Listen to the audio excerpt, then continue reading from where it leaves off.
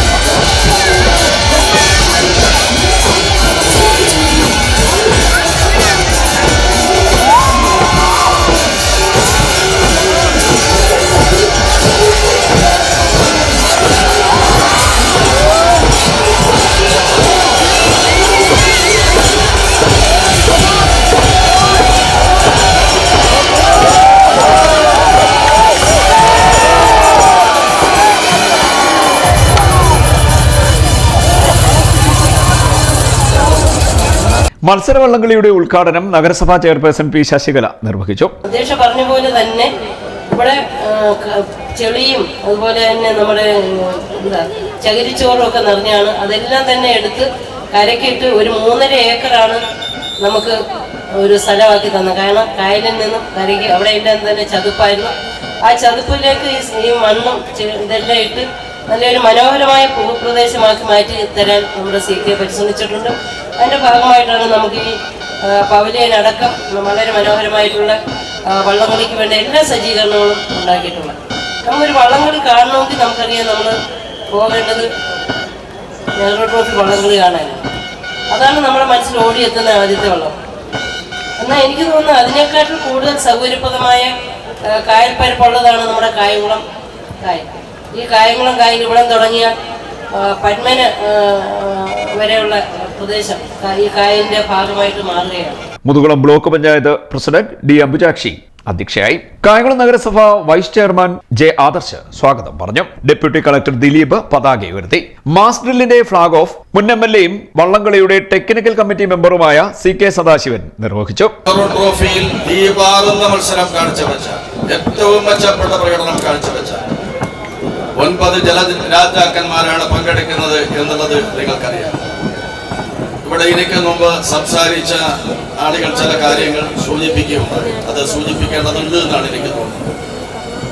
പണ്ട് ഈ കായൽ തീരത്ത് വന്നവർക്കറിയാം, ദുർഗന്ധം കൊണ്ട് ഈ കായൽ തീരത്തെത്തിക്കാൻ കഴിയുമായിരുന്നു.